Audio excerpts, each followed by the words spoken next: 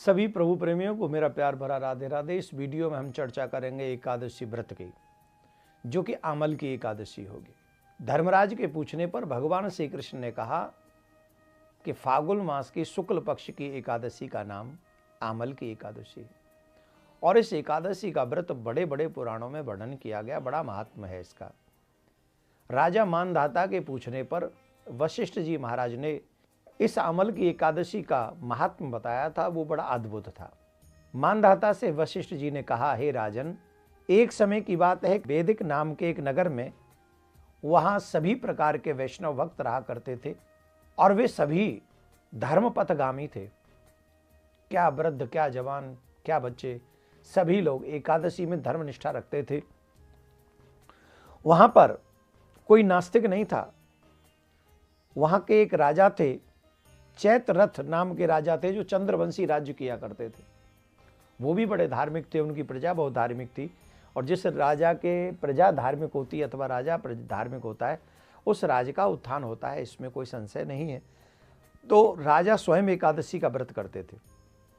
एक बार आमल की एकादशी का व्रत करने के लिए अपने नगर से बाहर जाकर एक मंदिर में उन्होंने जागरण किया और वहाँ जागरण करने लगे। वो वहाँ पर एक शिकारी आया था। रात भर, वो दिन भर कुछ मिला नहीं था तो भूखा रहा था।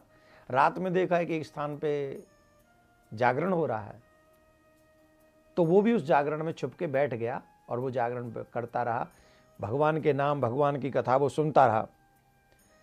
उसे पता भी नहीं चला कि उसने आमल की एकादशी का व्रत कर लिया है, उसे मालूम भी नहीं चला। उसके बाद वो अगले दिन सब लोग, राजा और नगर के लोग अपने अपने घर के लिए चले गए, तो वो बहेलिया भी अपने घर के लिए चला गया। और वो जो बहेलिया था, अपने घर जब पहुंचा तो पराहण का ही समय समझ लीजिए, उसने प्रसाद पाया अपने घर में जाके, तो अचानक से उसकी मृत्यु हो गई। और वो जो विदुरथ के घर में जन्म लिया था, वो वही बहेलिया बसूरत नाम का राजा बन गया।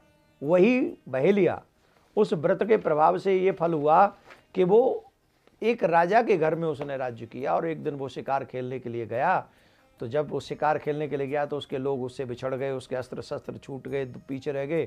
तो वहाँ जो होते हैं ना, कि जो लोग वन के वासी होते हैं, उन्होंने उसके ऊपर आक्रमण कर दिया। और जब उसके ऊपर आक्रमण कर दिया तो उन सबको इतना बड़ा संग में देखकर, और अपने हाथ में अस्त्र शस्त्र नहीं थे, तो वो राजा जो है हतप्रभ हो गया। और जब हतप्रभ हो गया तो वो मूर्छित सा हो गया। अचानक से देखता है कि वो तो मूर्छित हो गया, लेकिन उसके अंग से एक बहुत सुंदर स्त्री प्रकट हुई और उसकी भौहें बड़ी तिरछी थीं।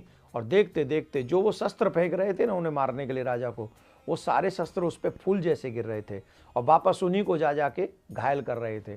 ये सब हो गया और वो सब मर गए और राजा बच गया। राजा के नेत्र खुले, राजा ने देखा सब मरे पड़े हैं, मेरी रक्षा इस जंगल में कौन है की, किसने की? तो उस राजा को आकाशवाणी हुई कि तुम भगवान के शरणागत हो, तुम जो है आमल की एकादशी का व्रत करते हो और तुम भगवान में निष्ठा रखते हो। इस संसार में नारायण के सिवा और कौन है जो तुम्हें बचा सकता है? तुम्हारी एकादशी का व्रत का प्रभाव ही है जो इतने शत्रुओं से घिरने के बाद भी आज तुम जीवित हो और तुम्हारे शत्रु मारे गए।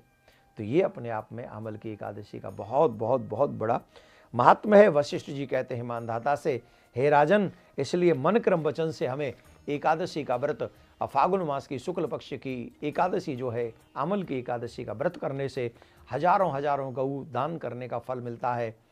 भगवान अनंत जन्मों के पापों का नाश कर देते हैं। जो भी मनुष्य इस व्रत को करता है, ऐसी क्या मनोकामना है जो उसकी पूर्ण नहीं हो सकती। तो एकादशी 27 को प्रारंभ हो रही और हम सब वैष्णव लोग महाद्वादशी 28 में इसका व्रत करें। जिनमें सामर्थ्य है वो दोनों व्रत कर सकते हैं, और जिनमें सामर्थ्य नहीं है, रंग भरी एकादशी तो 27 की होगी वृंदावन में। और जिन्हें क्योंकि निम्बार्क संप्रदाय का नियम है महाद्वादशी का व्रत करें, अगर अकेले करने में असमर्थ हो तो एकादशी का व्रत छोड़कर महाद्वादशी का व्रत करें। 6:28